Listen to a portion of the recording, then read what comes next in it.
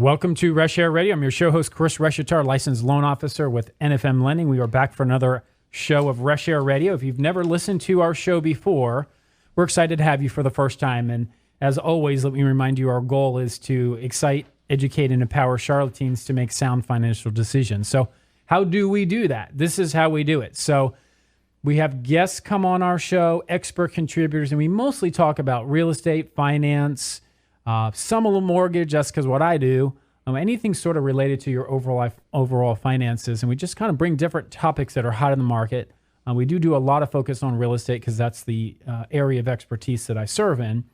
But we are here really today with a couple of great people in the studio, so I want to make sure that we have an opportunity to introduce them. So first, I'd like to welcome our special guest here, Dan Della Portilla with Remax Executive. Dan, welcome to the show. Hello, Chris. How are you? Awesome. We're super excited to have you. Oh, pleasure to have you, of course. So, Dan, you've got all kinds of nicknames. Dan, the Superman Dan, Realtor Extraordinaire, Downtown Dan, all kinds of names. So who knows what will come out through today's show, but we'll definitely try to highlight those. I'm going to have to give him a hard time, though. He used to have a message, something, saving Charlotte from mediocre sports teams. It's still you're on. not doing a very good job there, It's buddy, still on that particular monitor. Because our sports teams, I love them, but they are pretty doggone mediocre. You all definitely need to call Dan and listen to his voicemail today. It's an awesome. It's the best voice message. It's the best voice message in the whole state of North Carolina. It's awesome. But so Dan, welcome to the show. Preston, we're going to welcome you back. Preston Sandlin with Home Inspection Carolina is an expert contributor.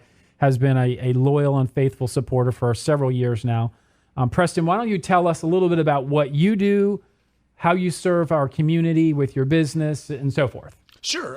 Well, we protect your largest investment, or most people's largest investment. I know it's my largest investment. Dan can find you a house, find you the right schools, all that. But we just make sure that, we crawl under it, get on the roof, everything. Make sure you don't get hit with some unexpected expenses as soon as you get in there, and protect your investment.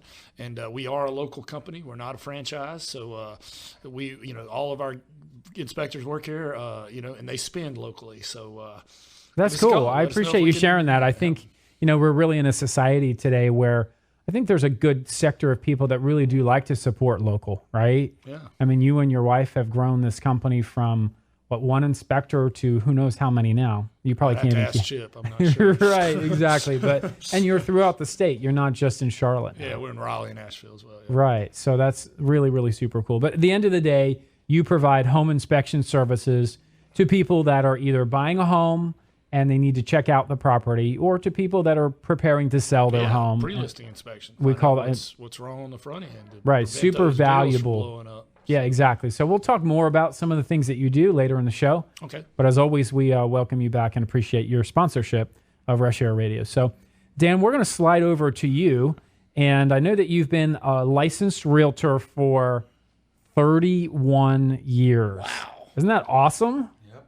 Yes, sir. Here How and old are for a you? long time in California. We're not going to the age. Yeah, we're not doing age, but he started at a young age, though. Why do I have more gray hair than you, though? I'm just kidding. So I know that, we know each other from working together at Remax Executive, really great group. I know 2007, you got their Hustle Award from Remax International. That's huge. Wow, and that was a tough year, too. Exactly. So how did you really get started in the business as a realtor? The reason I got started in the business as a realtor is because my mom sold real estate. She was new to an industry as a woman in Arizona, and when I was growing up and going through middle school and high school in Scottsdale, Arizona, my mom was a hustling real estate woman in a man's field, and she went out and worked her buns off every day and helped a bunch of families. I watched and met the families, and I'd go out and see houses with her. Did you have to clean them out and do all kinds of craziness? Once I got in my teens, I started side hustles before they were called side hustles. Started out mowing yards and then painting. Oh, okay. Thanks for clearing up on that. I wasn't sure what you meant by that. Then eventually doing landscape installation in Arizona. And I actually got my real estate license when I was still in high school at 17 years. Wow. My mom mom said she'd pay for it. So she got me into the business. I appreciate it. She inspired me to be in it. She also inspired me with great speakers and motivation that she would listen to that helped me be positive the rest of my life. That's really, really cool. And, I often say, even in the studio here, you ask your kids when they're growing up, like, what do you want to be when you grow up? And they say police officer or fireman or a trash truck driver. And nobody ever says, I want to be a realtor, right? Or a mortgage loan officer or a home inspector, right? It just doesn't happen. But you also don't see where people really start when they're 17 in the industry. Usually people go into college or don't go to college and they bounce around, and eventually they say, I think I want to do real estate because I don't want to work my corporate job anymore. I'm a slave, right? And to start at 17, that's amazing. Well, also being a real estate agent is one of the great entrepreneurial, capitalist things, skill sets, and professions in the United States. You can get into real estate without without even a high school education, and you can make $1 million a year. And there are people that do it all the time. There's no big entry fee. It's a bunch of hard work and hustle, and it's about building up an empire with giving clients great service. And if you can show yourself to be giving great service to clients all over, helping them buy or sell or invest, or I do some short-term rentals or some new construction. If you show value in the marketplace, no matter where you are in America, no matter what you have going against you, people have came in and succeed with and overcome all kinds of obstacles. And yet you can come in and easily make $200,000, $300,000 as a real estate agent if you're professional and form a little bit of a system and a team. I agree with you. Without a college education, Yeah, it takes a lot of work, but if you're willing to hustle, I've found the same thing in my experience, that if you just learn how to work smart and work hard and you stay at it day after day, year after year, it's hard not to be successful in this business. Yes, it's still not easy, but it can be achieved. Well, it scares a lot of people because it's 100% commission, but the people who are good at it wouldn't have it any other way, I'm pretty sure. Sure. Yeah, absolutely. Well, great. That's a really good background, Dan, and I appreciate you sharing that. So what do you like most about being a realtor without sounding too cliche? Yeah, I mean, that's how everybody answers. I'm full of cliches. You know what? I just like serving and giving great value and professionalism to the people I've worked with. I've helped thousands of people buy homes and sell their homes. I also have a niche where I've done a lot of investments, and once you buy an investment, helps you retire later on with a large portfolio of homes, even if it's just a couple homes, but it helps retirement and income in the future. So I'm a well-rounded real estate agent in all these years. I've done a little bit of everything, but it's also kind of an exciting profession. And every day you have a new, unexpected challenge. Or opportunity, right? And opportunity, yes. And you have a new friendly face of someone who has a goal to buy a house and have it as their next property to bring up their family. And there's reward in that. Dan, I know we've been working together for a number of years. One of the things that I admire about the way you do your business is that you approach it from an angle that a lot of people don't think about. You have some creative thought processes and techniques and tools and strategies that you employ that I don't see from every realtor that I work with. And I think that makes you unique as a realtor in this industry. You've done a lot of different things, and I'm sure we'll hit more on that as we get later into the show. So before we kind of get to the point where we have to take a break and roll into our theme for the day, tell us a little bit about, and Preston, please feel free to jump in, how would you describe the housing market, in your opinion, in today's market? Well, today's market is strong in the let's talk more locally here in the Charlotte region. Yeah, exactly. And that's what I meant. Yeah. So right now we have a market that is low in inventory. So it's definitely still a seller's market. But what's happened in the last couple of years is we had a really hot market with many times multiple offers and high, fast appreciation and growth. Right now, we're still seeing appreciation in the 5, 6, 7%. We only have a month or a month and a half of inventory. It's, a normal market might be 60 to 65 to 100 days of inventory. Right now, we have 45 days of inventory. So there's less houses and more people that want them. So prices are going to continue to go up. Charlotte is a fast growth city, top 10 growth city. Every week or month, somebody comes out with a new list, and Charlotte's always in the top 10 of that list. Yeah. New companies and new jobs and people wanting to leave higher tax states to come here for the weather and get away from snow, or just to come here and be part of the many industries. Forest fires. We have many industries that are housed here in Charlotte, the financial industry and energy industry, and we're in the middle of America with some great weather, housing affordability. It's a great place to be, and I not everyone follows my Facebook page, but I really almost every single week I'm putting something out about Charlotte's top 10 for this or this or that. I mean, there's just always exciting news happening with our city. I think that's helped all of our professions really because it's a place where people want to be. Well, and we have all 4 seasons because a lot of people move to Florida, and after a while they're like, "Man, I miss having some winter." We have all 4 seasons, but they're pretty mild for the most part. Now we can get a couple hot weeks in the summer, and we can get a couple cold weeks in the winter, but no extreme. And people like that. And like Dan said, the economy is really good. And the other thing that's really unique about living in North Carolina where we live, we can be at the beach or the mountains in less than 3 hours. Mountains maybe even sooner. So it's I love it. I mean, I wouldn't live anywhere else. I'll visit other places. Yeah, exactly. I love it too. So anyway, it's very educational start, fun background. Dan, appreciate you sharing all that. We're going to take a quick break. We've got Dan Della Portilla with Remax Executive and Preston Sandlin with Home Inspection Carolinas. Stay tuned to Reshair Radio. We'll be right back.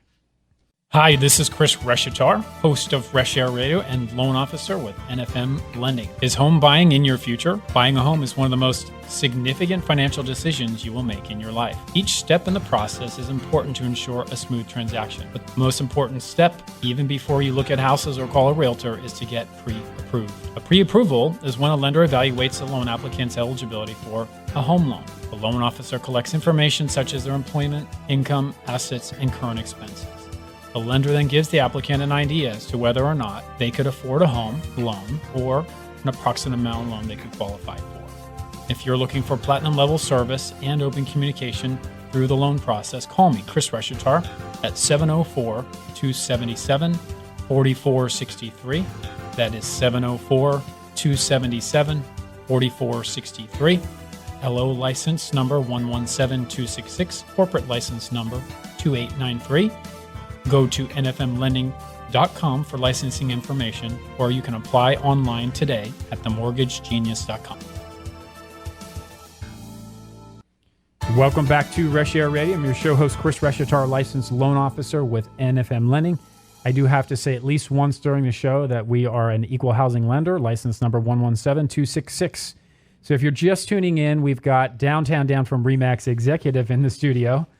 Special guest and Preston Sandlin from Home Inspection Carolinas, one of our expert contributors.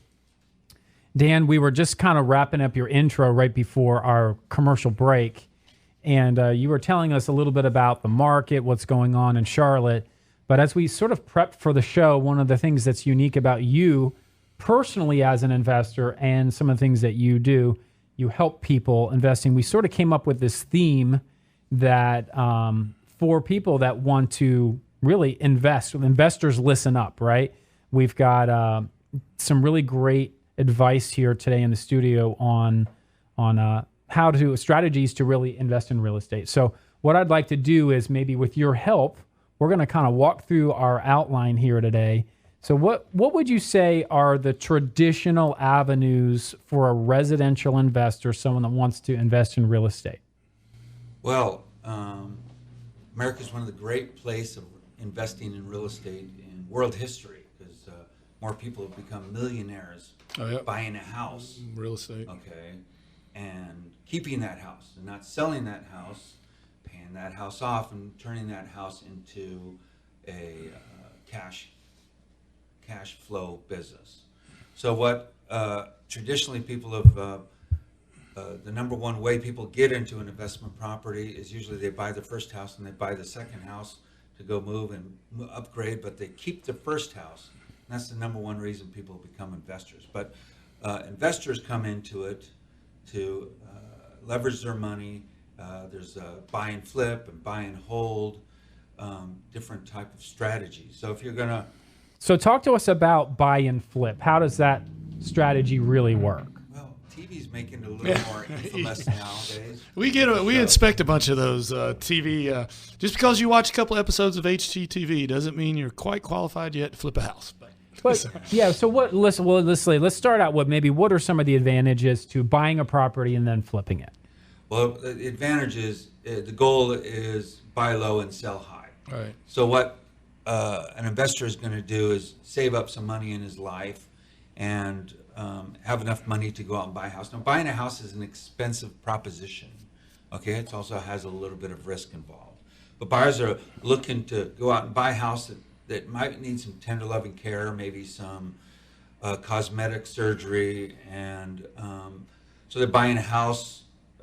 Pick any numbers, in the Charlotte area right now, the average price of a home is well above $200,000. But let's say they're buying a $150,000 house. They close on it. They have expenses to buy it. They're looking to go in and invest, 10 or 15% of the purchase price of the house, fix it up and make it look much better and much more marketable, and hopefully sell it to another buyer. Not only recouping their initial investment, right? Their holding time, their interest, their closing cost, any commissions, but also the money it costs to fix up the property, invest the property, and market the property. And in doing all that work and taking all that risk, for that they want to earn a profit. A good flip guy is going to want to earn 20 or 30% on a property, but that's become very hard in the Charlotte market because it's become, in the last 4 or 5 years, it's become such a seller's market that pricing is so high to start out with. Even I've seen, and you can correct me if I'm wrong, I've seen foreclosed properties where there's multiple bids on a foreclosure, right? And they know that people are willing to pay even if the house isn't in great condition, and so they're listing those homes at higher prices than maybe they would have in the past when the market wasn't quite as hot and they couldn't get that inventory off the shelf. And they're still buying a house that needs a lot of work, possibly. Right. So yeah, because a lot of foreclosed homes might have some simple makeup on them or some fresh paint, but it could have some definite work done to it. So buying and flip, as we see on TV, possibly, many of you have watched those things where they always make more in the end than they think, but they don't actually show you even all the costs sometimes. Well, sometimes they don't actually sell them. They just say it would sell for this, and I'm like, sure. Right. Exactly. It's only going to sell for what somebody's willing to pay for it.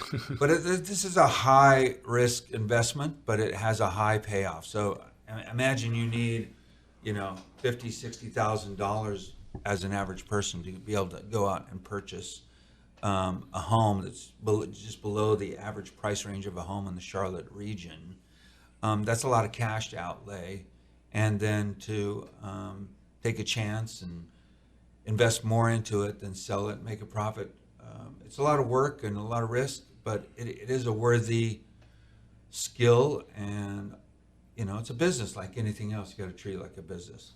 So what would you say are some of the disadvantages that, just so our listeners, because again, we see all the sort of pros generally on the TV station other than the one scare. There's always one scare, right? Because they don't use a home inspector on the TV. Right. They don't use a home inspector. Thank you, Preston. What is the deal?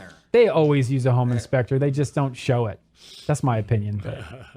So what are some of the disadvantages, Dan? Right now, there's low inventory in the marketplace to find good homes. So it's hard to get them. So it's hard to get them, and there's a lot of people competing for them. The cost right now for an average home has gone up, so there's a little less profit in it, harder to make profit.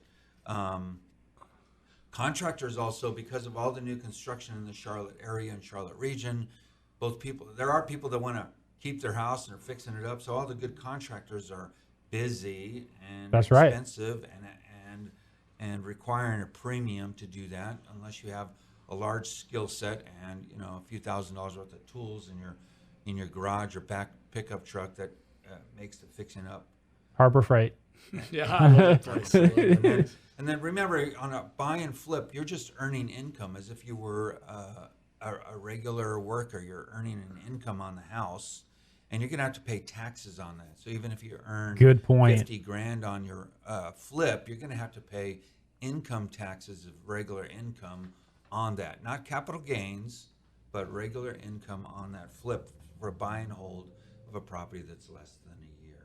Or buy and flip. That's correct. Buy and flip. Buy and flip. Yeah, either way, it works. I see what you're saying. So I'm sorry. I was going to add I agree with everything Dan said. I really want to emphasize, because the part of it that I see a lot is that when you go into a flip, you're analyzing it, that the repairs cost more or take longer than you initially thought, and make sure you budget in a little, no matter what you come up with or how much time, budget in a little bit more, because there's always something that you don't know about yet that you will find out about later.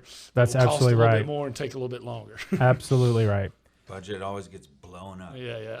All right. So if you're just tuning in, you're listening to Reshair Radio. I'm your show host, Chris Reshatar, licensed loan officer with NFM. If there's anything that we're sharing with you today, you want to get more information from our panel here today, my number is 704-277-4463. That's 704-277-4463.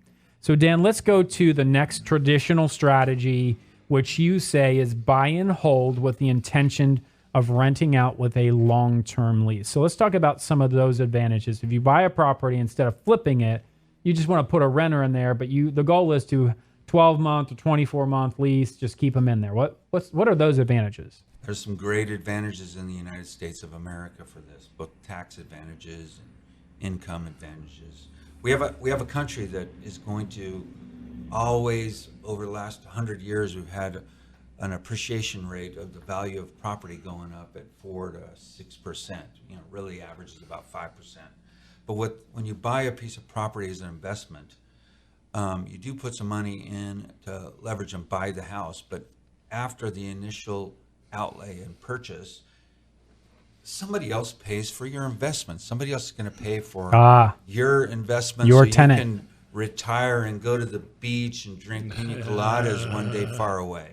But this a miracle thing called a tenant and a renter is a pretty good thing, and it works pretty well. Because let's say you buy a $150,000 home and you put $35,000 investment one time into it, and you have a mortgage. Well, the tenant generally comes in and takes care of that mortgage.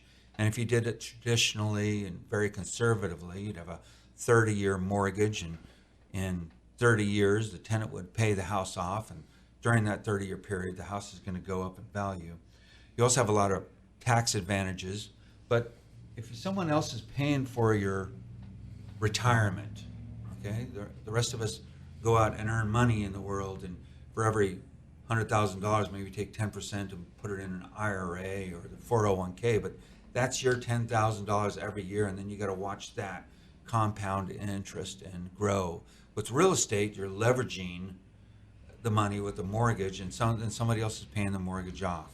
Especially the faster you can get the mortgage paid off, the more cash flow coming in. Cash flow you can keep on it. Can I add in? Good. Can I add in this? Yeah. I want to exemplify your point. I still own the first house, and I did it just the way you said. It was our first house, and then we kept it for a rental over in Amity Gardens. I guess you guys are familiar with that, where the Knife and Fork used to be back behind there. I had one in the basement. I paid $84,000 for it in 1996. I think it was 96. I was 26. I remember that. I'm 50 now. So we're almost like 4 years now, I guess, 30-year mortgage. So anyway, I paid $84,000. I think it's worth now about $300 and some thousand because it's close to downtown. I mean, it's amazing. I mean, I'll have to do some fixing up. And like Dan said, I've rented it all these years. Now I have taken depreciation, which is a fantastic thing. Now the downside of that is, though, if I ever sell it, if I didn't take depreciation, I would have to pay taxes on the difference between that 84 and the 300. But now, if I ever sold it, it would be the full 300 if I depreciated it out. But I'm never going to sell it. Or I think you can do a tax exchange or something like that. But anyway, I just wanted to to support his point, because I mean, I have $300,000 asset over there that I paid $84,000 for. It's like magic. But Yeah, it's cool. I can't just cash it out, but it's there. Yeah, but I could take a home equity line on it. You could. We could talk more about that after the show. Yeah. All right, so we actually have to take a quick break here. We'll come back to kind of wrapping up the buy and hold strategy with the intention of having a long-term lease. So again, you're listening to Reshair Radio. I'm your show host, Chris Reshatar. And we've got Preston Sandlin here from Home Inspection Carolina in downtown Danvers, RE/MAX Executive. Stay tuned. We'll be right back. Hi, Chris Reshatar here with NFM Lending and host of Reshair Radio. If you are considering purchasing a home, you may wonder what your financing options are. We offer a variety of loan products to fit your situation, including conventional, FHA, VA, USDA, and jumbo loans. Here in the Carolinas, some of the most common loans are FHA and USDA. FHA loans are popular in low-income and first-time buyers due to their less stringent requirements. They also have low down payment requirements and tend to have a lower credit score requirement as well. USDA loans also allow low and moderate income households to purchase homes in an eligible rural area. Home buyers who do not qualify for a conventional loan may be able to purchase a home with USDA. If you're looking for platinum level service and open communication throughout the process, call me, Chris Reshatar, at 704-277-4463. That is 704-277-4463. LO NMLS license number 117266. Corporate NMLS license number 2893.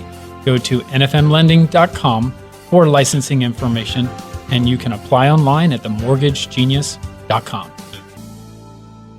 Welcome back to Reshair Radio. I'm your show host, Chris Reshatar, licensed loan officer with NFM Lending. We are not going to bore you all morning here with mortgage talk. We're actually talking with downtown Dan from RE/MAX Executive. And really, we're just talking about, investors listen up, strategies and how to invest in real estate. We spent a little bit of time, Dan, talking about buy and flip. We call that the HGTV trend. Now we've been talking about buy and hold, and we really with the intention of just having a long-term lease. And you had mentioned advantages like, your tenant pays your mortgage and there's tax advantages, but we also know that rates on mortgages are down, appreciation rates are up for houses. There's all kinds of really great benefits to investing and then holding it long-term, creates cash flow, etc. And you can just leverage that investment over time. But I want to talk about maybe what are some of the disadvantages to the buy and hold with the long-term lease strategy? Well, as a landlord, once again. So you're now a landlord, so you have a new title, right? Yes, as a investor and a property owner, you become a landlord. So you have tenants, and most tenants, by the way, are very good tenants. And 95% of all tenants are respectful and take care of property, but there are some scary tenants out there. Oh yeah. Also, although I've been in the business 30 years and done all aspects of real estate and can very easily manage my own property as a professional, I would never recommend that. I highly recommend that you hire a property manager. The other people in the room would probably agree to that. It's just something that you shouldn't be involved in because there's liabilities when you manage your own property. In owning a buy and hold, there are maintenance issues in it, and you should always have, as part of your budget, 10 to 15% set aside from your cash flow. Okay, so you have an emergency fund to always take care of a broken water heater or painting the house every 8 years and doing the roof every 15 years and changing the AC unit when it needs it, a new refrigerator here and there. There's some expenses involved. The income pays for those expenses if you budget it, and you budget it wisely and you treat it like a business. Tenants can do damage on the property, and there is turnover once every 18 to 24 months in a property, and when that happens, you would have to go in and generally upfit your property with fresh paint for the next set of tenants. There might be some damages that they did, normal wear and tear. Carpet. And carpet. Don't buy carpet, America. anymore. Carpet is fairly well now thought of as disgusting by both tenants and landlords. Just buy laminate flooring, never touch carpet again, remove the carpet, and send it on its way, because it's high maintenance and very expensive over a long period of time. It's a germ culture, too. It's a germ Sometimes there's culture. vacancies when you have a property in between turnover, and again, you have to do some repairs on it. But the advantages, all during that, disadvantages of being a landlord, the cash flow and the fact that someone is paying for your future $500,000 or $300,000 home, that is your paid off asset in 10 or 20 years, it's all worth the effort, really is. Perfect. So now I want to really slide into kind of what the whole meat of what we wanted to get to and what you wanted to bring as value to our show, Dan, is really kind of a newer, trendier strategy is not just buy and hold, but buy and hold with a short-term rental. And so I'd like you to kind of tell our investors or future investors about this strategy and you know what that is.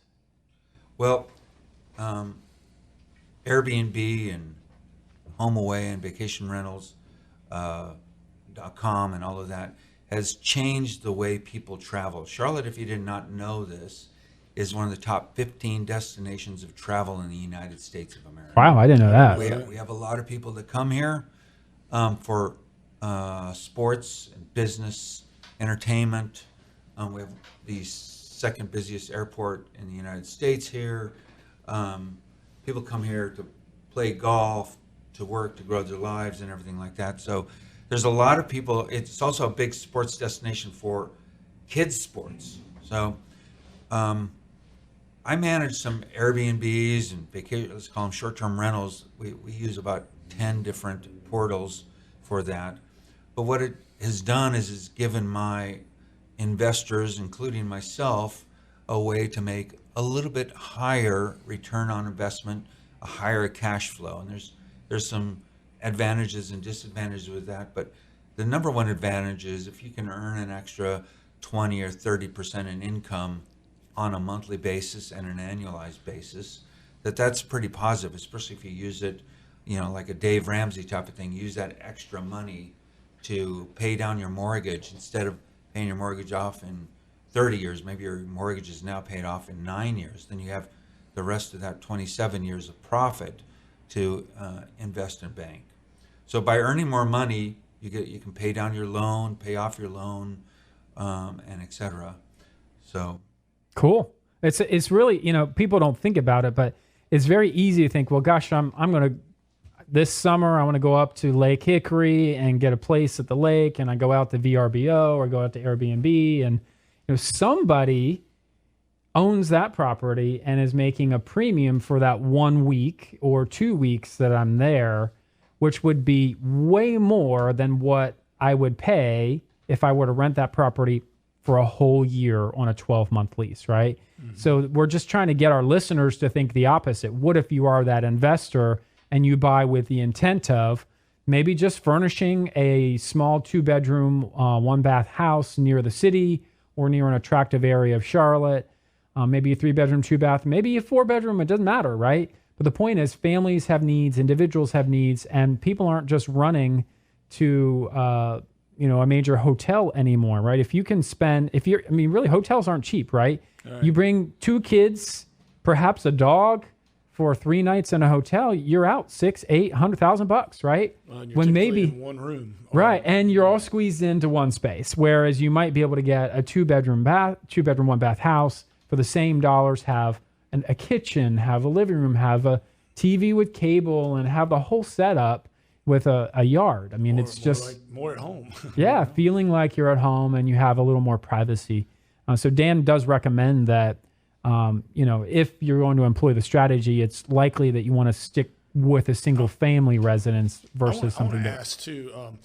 Several years ago, to me, that was kind of outlier. You know, people did that when the golf tournament came to town or something like that. Right. But now, and I'll take it off and let Dan answer this. It really seems to be becoming more mainstream and more just people.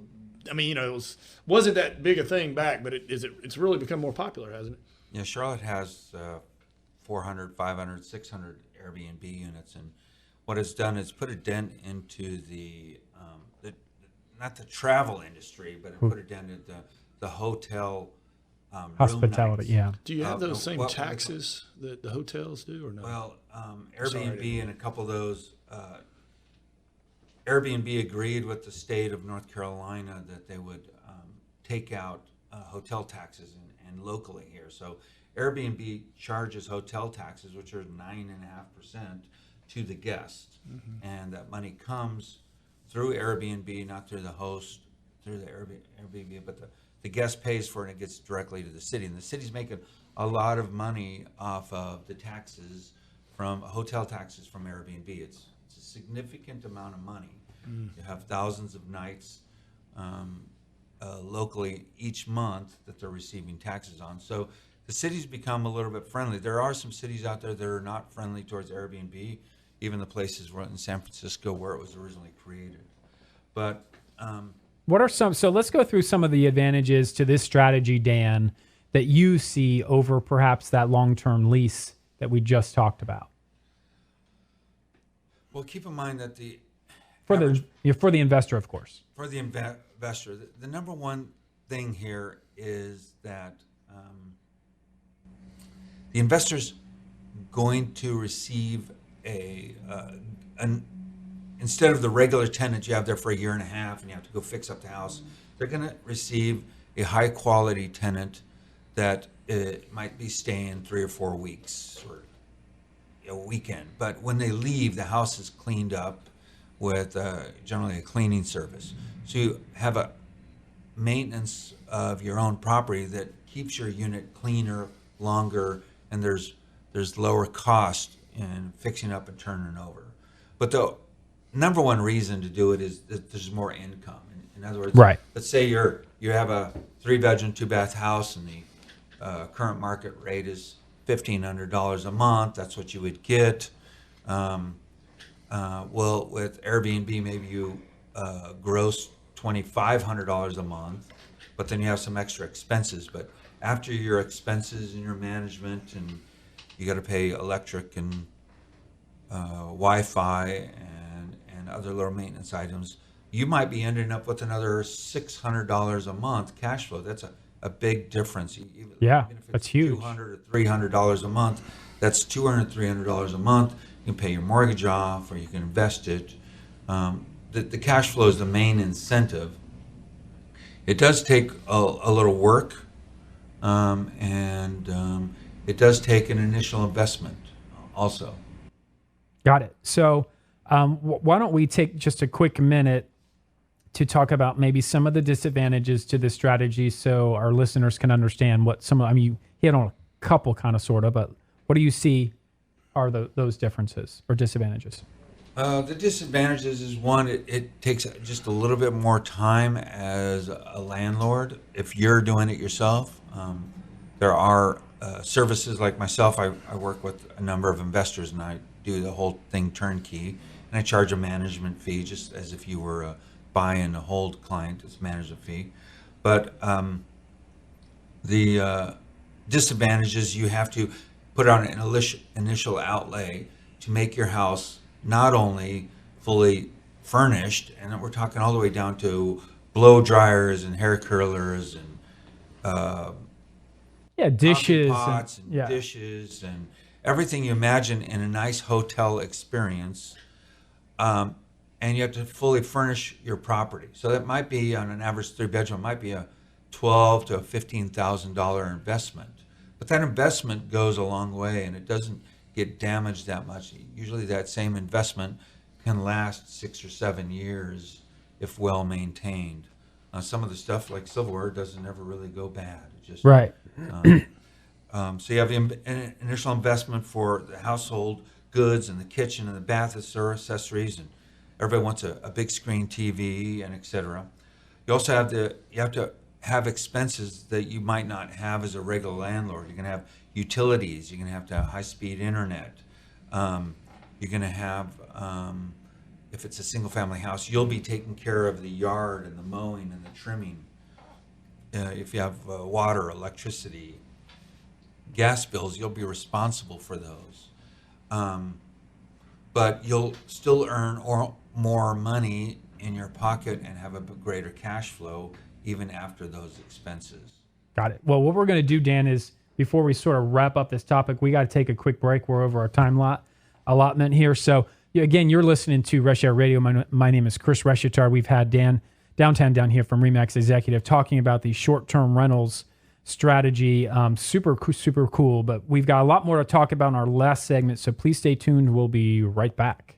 Hey, Chris Reshatar here with NFM Lending. Are you still sitting on a high interest rate mortgage loan? Are you thinking about consolidating, paying off some of those credit card debts, or maybe doing some home improvement? Now's the time to call because interest rates are still at a 40-year low. My number is 704-277-4463. That's 704-277-4463. I can also be found at themortgagegenius.com. Movement Mortgage is an equal housing lender and MLS license number 117266.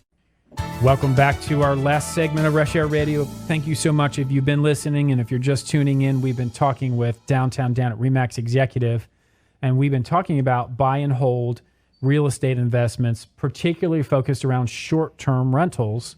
Short-term rentals would be like an Airbnb setup or a VRBO or something like that, where you can buy properties, furnish them, and have people come in and rent for potentially higher cash flow and a larger profit margin. Dan, you've shared this cool strategy with our listeners today. Any sort of parting thoughts that you want to share related to the investor tips we've talked about today? No, the short-term rental aspects, whether it's Airbnb or HomeAway or whatever the guests come through, you're going to see a lot of guests. What people don't realize about the short-term rental thing is that the average person in Charlotte, if you have kind of an urban type of property or a very convenient property in a great location, is that the average person's staying 2.5, 3 weeks. They're not just 2-night weekend things. That's what everybody imagines, because they're imagining going somewhere for a weekend, renting Airbnb.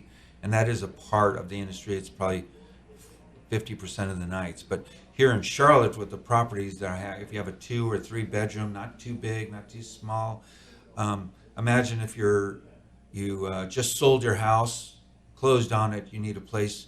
While they're building you a new house, you need a place for 90 days. If you're a contractor and you come here to work for Bank of America or a traveling nurse, or you want to work for Duke Power or at the racetrack, or you're here for a construction project or an infrastructure project, you come here and you need to spend 45, 60, 90 days in area. And for the past 100 years, everybody's been staying in the Fleabag Hotel down the street because they're watching their expenses. But hotels are nice, and you got a little 300 square foot room. Now you have a 500 square foot condo or a 1,100 or 1,400 square foot house, and you can have your family and bring someone in, and you're living and feeling comfortable whenever you're not working. There's a lot of contractors that do this. And it's actually a lot longer term stay. So it's delivering to the marketplace the needs of people, not just for travel, but for all kinds of.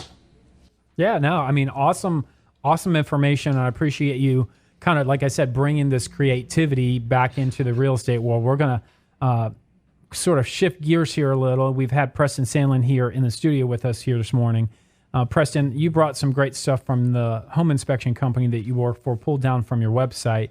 Sure. And it's kind of a cheat sheet, if you will, on really kind of the life of the key elements of your home. Tell me about what this is, and maybe we can go through some of the key elements. We've got about 6-7 minutes of the show left.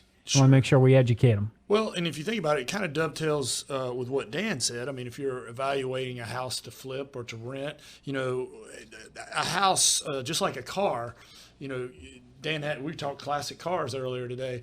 If you show me a classic car, I'll show you a car that doesn't have the original tires, belts, because things wear out and you've got to replace them. Some things last longer than others. It's the same thing with a house. There's certain components that wear out or have life expectancies.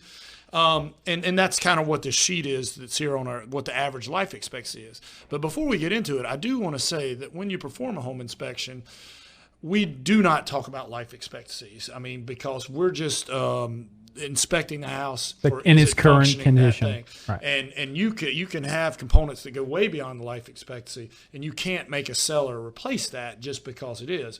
But it is something to be aware of and have this sheet, because if you're going to buy and hold, rent this house for 20 years.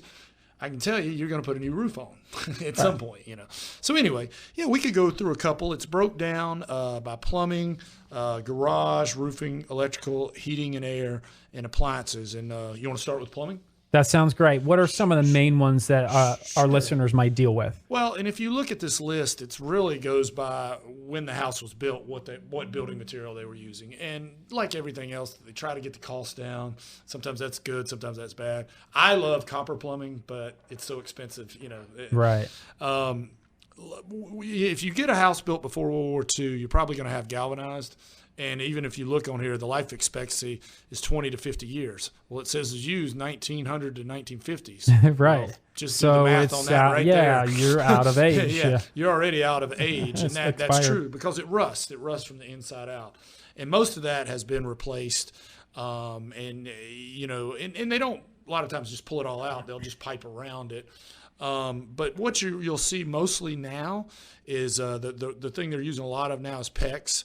There's some CPVC, which is pretty awesome. Not awesome, but it lasts 50 to 80 years. They're saying PEX is 40 years.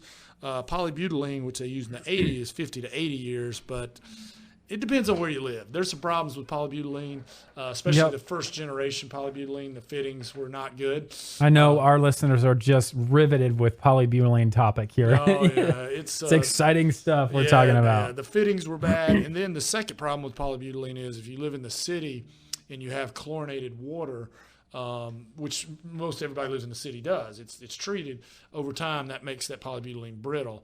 Would I buy a house with polybutylene piping? Yeah. I would just make sure that there's no present leaks, and I'd probably get a water filtration system to get some of that,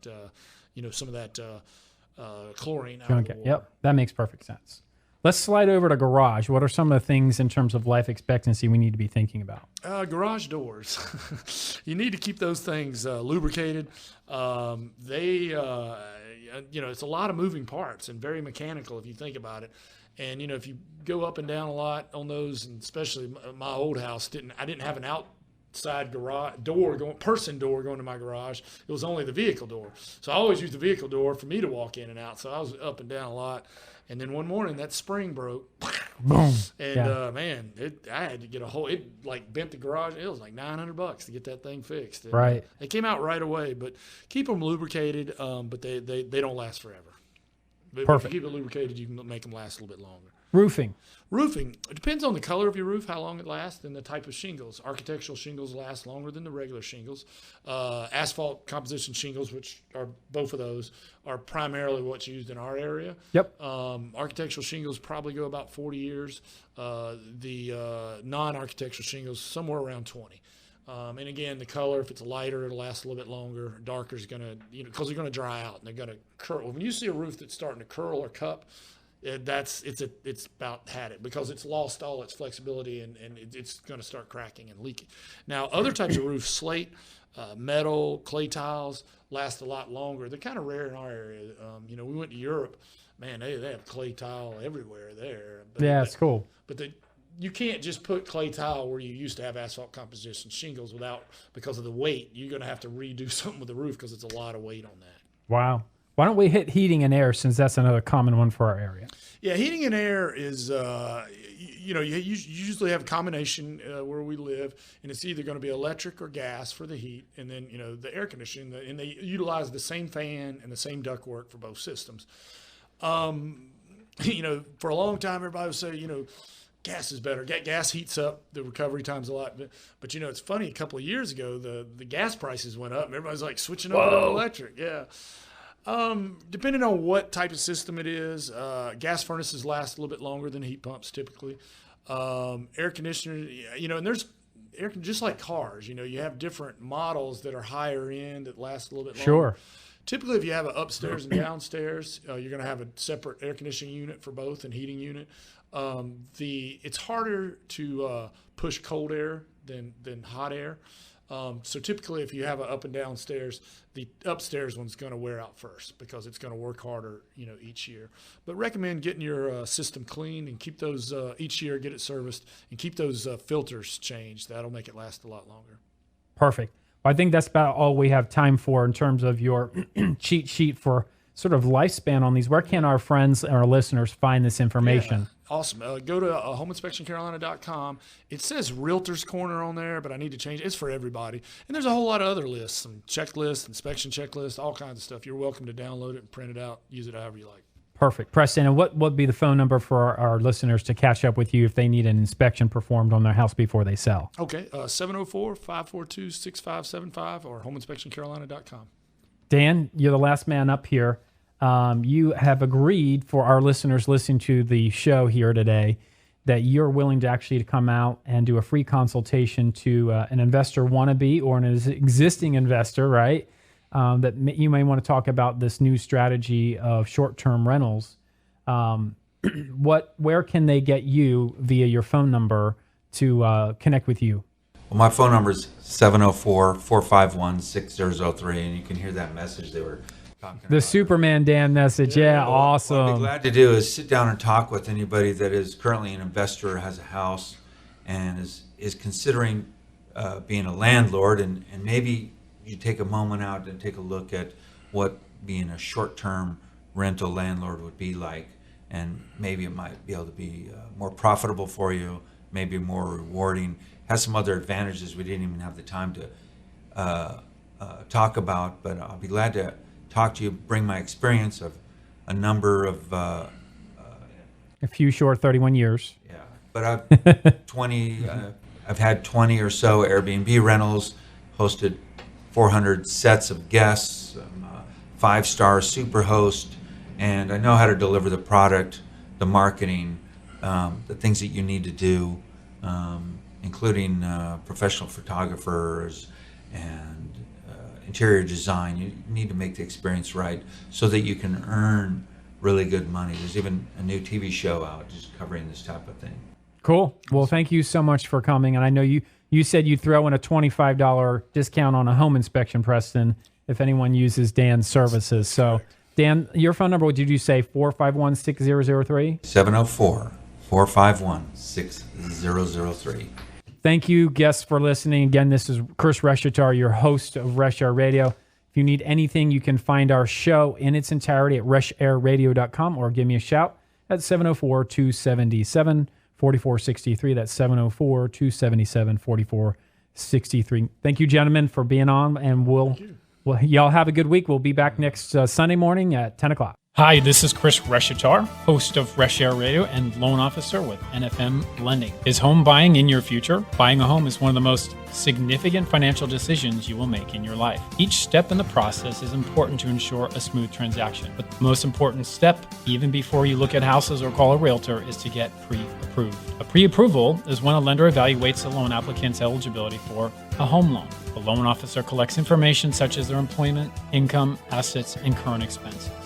The lender then gives the applicant an idea as to whether or not they could afford a home loan or an approximate amount of loan they could qualify for. If you're looking for platinum level service and open communication through the loan process, call me, Chris Reshatar, at 704-277-4463. That is 704-277-4463. LO license number 117266, corporate license number 2893. Go to nfmlending.com for licensing information, or you can apply online today at themortgagegenius.com. Did you know it has been reported that an estimated 80% of Americans have credit inaccuracies on their credit reports? Most people that have either inaccuracies or existing items that can be negotiated or adjusted do not know what their best score could be until they have found a new home, or buying a new car, or applying for a credit card. Then it's too late, and they have to accept a higher interest rate or lose the opportunity altogether. The time to work on improving your credit score is before you need it. Whether you have a 440, 640, or even a 740 FICO score, there is always room for improvement. The National Credit Care Team is comprised of individuals dedicated to helping the millions of consumers plagued by credit inaccuracies, errors, and fraud.